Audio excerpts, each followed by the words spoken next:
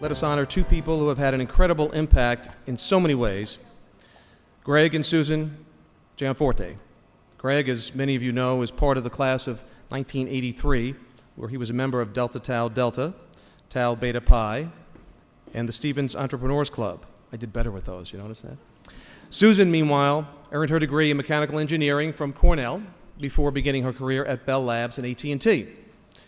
Greg and Susan met on the East Coast, but in the 1990s, they moved to Bozeman, Montana. And there in the Big Sky country, just as PCs were popping up everywhere, they founded Right Now Technologies, a software firm for businesses to better manage their customer service. To use startup speak, Greg and Susan bootstrapped it. They measured risk and focused on what they had to do to succeed.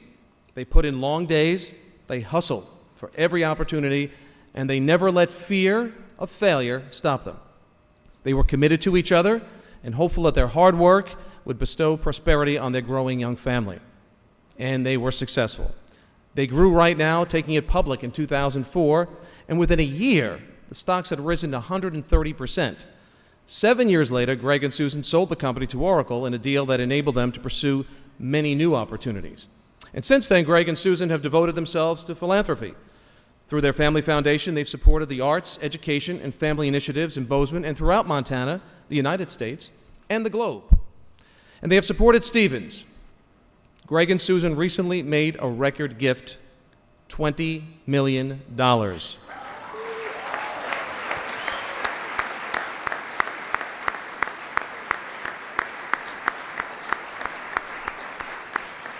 That's going to enable Stevens to build the Gianforte Academic Center. I think they earned the right to have their name on it, don't you think? That'll be a pair of buildings that will add dozens of smart classrooms, modern labs, and collaborative office spaces as well. Now, the role Greg and Susan have played for Stevens is transformational. The Gianforte Center will transform the campus, adding badly needed academic and research space to a university poised to burst past its surroundings.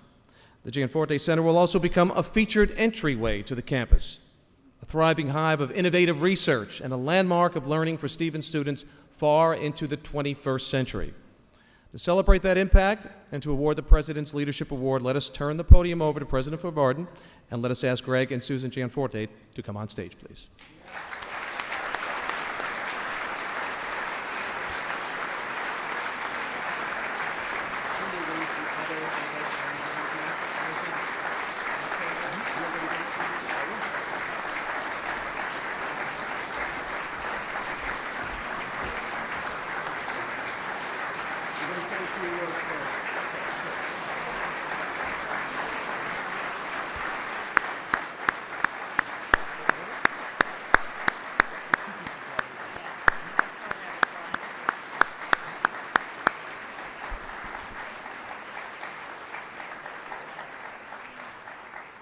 Greg and Susan, we are honored that you're here to accept the President's Leadership Award.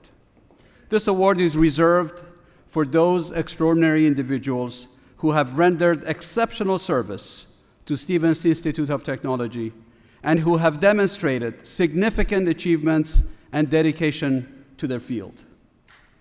If this doesn't describe you, Greg and Susan, I don't know what would. Those in the audience tonight may not know that I have called upon Greg on 3 critical occasions since becoming president of Stevens. On exactly 3 occasions, Greg has responded selflessly, generously, and with Stevens' best interest in heart. Like some of his fellow alumni, Greg had lost touch with his alma mater over the years. Early in my tenure as president, I asked Greg to re-engage and help us review and reimagine our innovation and entrepreneurship programs, since clearly he knew what it took to create a successful entrepreneur. Without any hesitation, Greg responded positively. A couple of years later, as we sought to jumpstart our fundraising campaign, I invited Greg to consider a lead gift for a critically important capital priority, our first academic building in a decade. Greg took a few days to think about it and to consult with Susan and to discuss it with the rest of the family. and they came back with a gift of $10 million.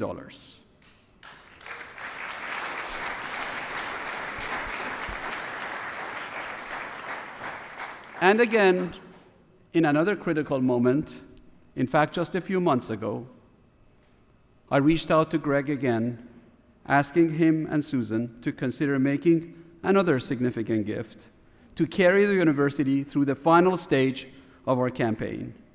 And Greg and Susan again responded positively with a second $10 million gift.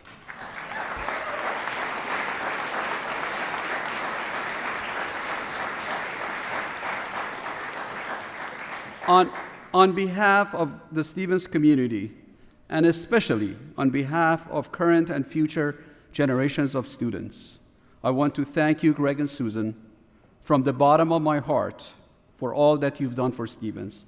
Your impact has been nothing short of transformational. Thank you.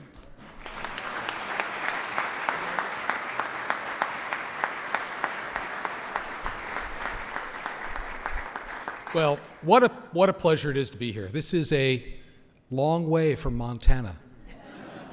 I want to start by just recognizing Nariman for his leadership of Stevens and the vision and driving this tremendous institution forward.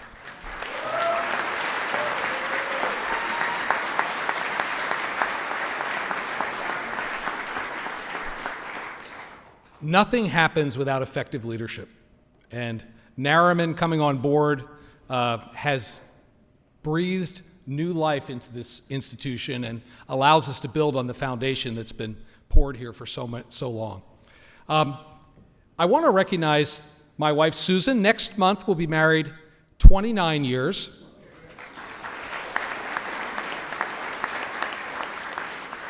We raised our 4 children in Bozeman, Montana.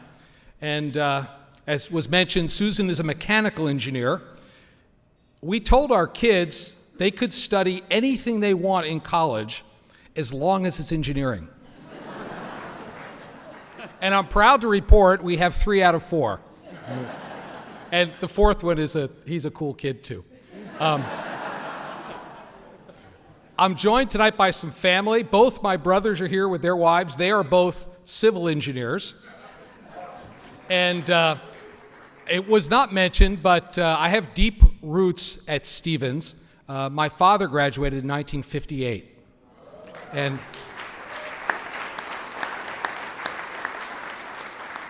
And his classmate, Bob Fiacco, is here tonight. There may be some other class of 58 here. Of course, I don't know where Bob is, but...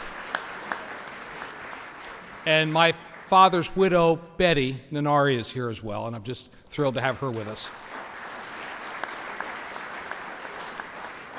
My mentor at Stevens, Richard Whitacombe, and good friends Martha, it's coming on, I hate to say it, but almost 40 years. Richard taught me to never ask for permission. Thank you for that.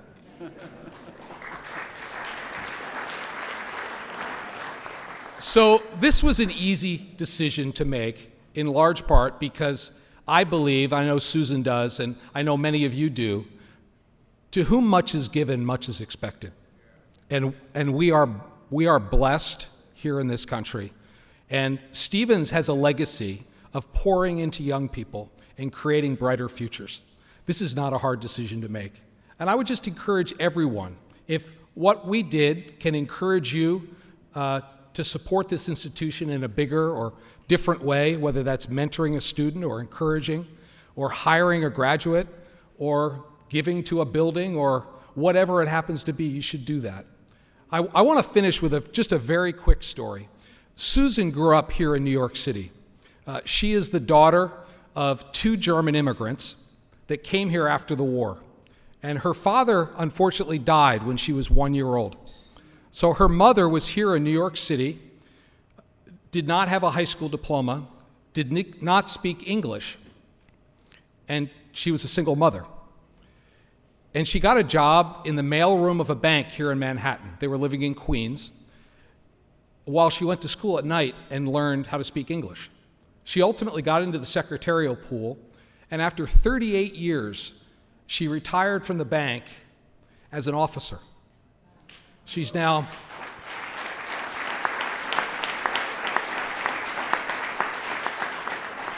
and that single mom who raised her only daughter in a third-floor walk-up in Queens, Astoria, got her little girl into Cornell Engineering School. So, a little bit of work. I did a little. I spend my life keeping up with her. But the point is this, that as we heard from so many people tonight, the American dream is alive and well. We just have to do our job to preserve it for the next generation. Thank you very much for this honor. Thank you. Thank you again. Don't go yet. I have something back to give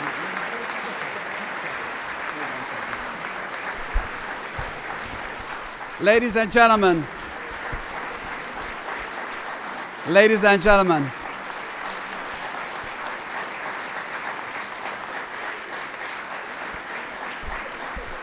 if you don't mind, I have one more thing to say. I asked Greg and Susan to stay here on the stage because I have one more thing to give them. You just received the President's Leadership Award, but I have a little President's Friendship Award also to give you. Many of you know that in the middle of our campus we have a beautiful statue called the Torchbearer. A lot of our students and alumni hold this statue in high regard, and they have an emotional relationship with this statue. And I know Greg did. So we made this a project for ourselves. After all, we are an engineering school. We made a summer project for a couple of students to use a high-resolution scanner to scan the entire statue. And then, of course, using state-of-the-art three-dimensional printing, we created this beautiful replica, which I'm happy to give to Greg and Susan.